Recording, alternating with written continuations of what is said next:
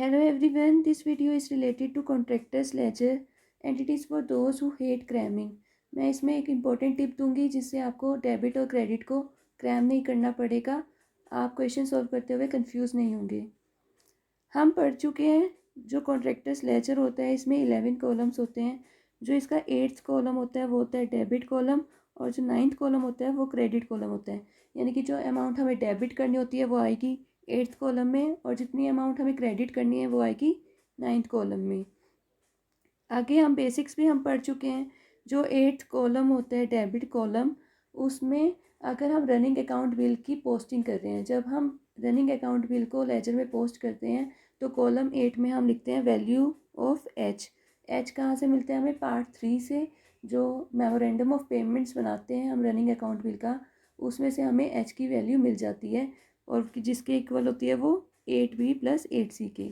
लेकिन अगर सिंपल कोई ट्रांजेक्शन है कॉन्ट्रैक्टर से रिलेटेड, अगर उसकी पोस्टिंग की जाती है लेजर में, तब हम क्या लिखते हैं कॉलम 8 में?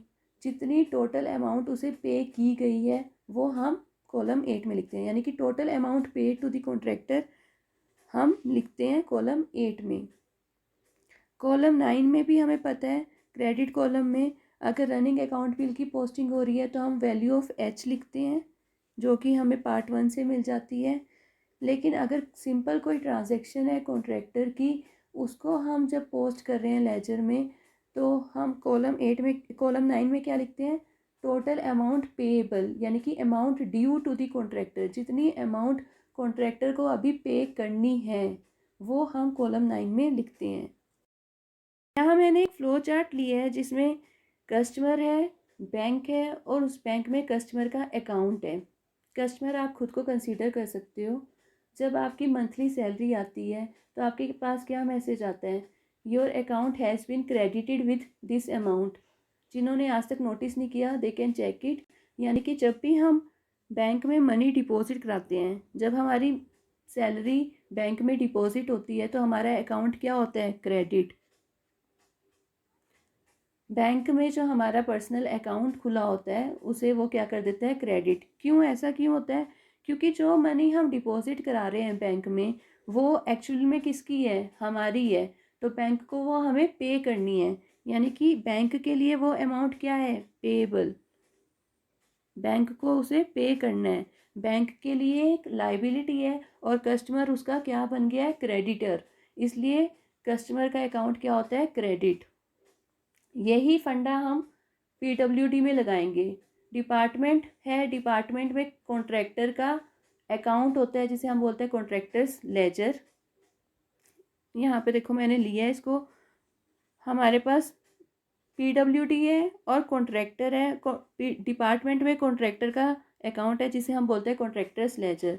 जब भी अमाउंट पेएबल होती है, डिपार्टमेंट को अमाउंट पे करनी होती है कॉन्ट्रैक्टर को, तो हम कॉन्ट्रैक्टर का अकाउंट क्या करते हैं? क्रेडिट।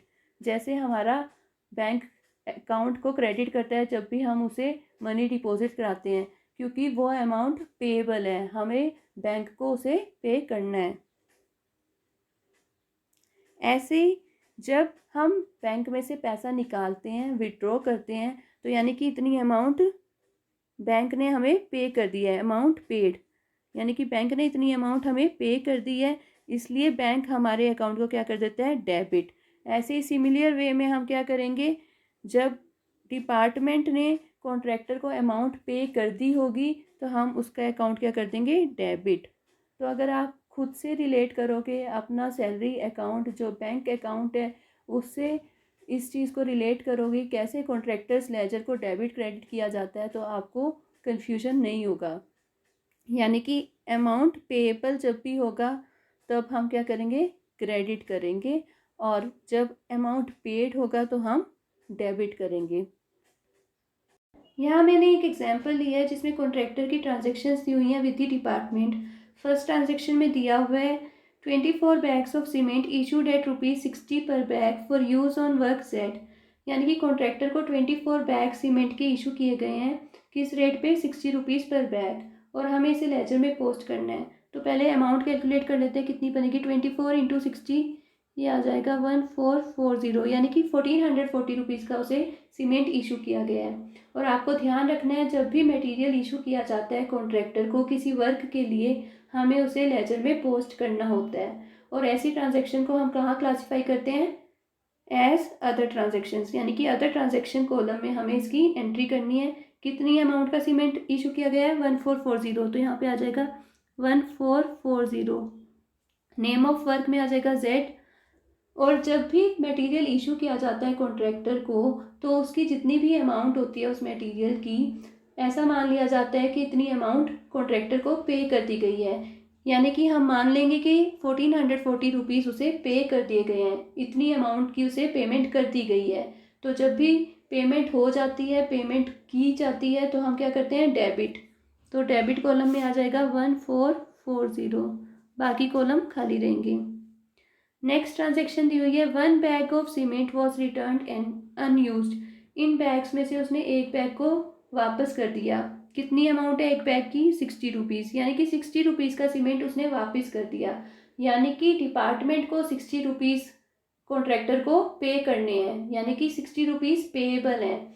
जब भी अमाउंट पेएबल होती है तो हम क्या करते हैं? क्रेडिट। तो हमें क्रेडिट क्या करना पड़ेगा? 60 रुपीज़ को क्रेडिट करना पड़ेगा।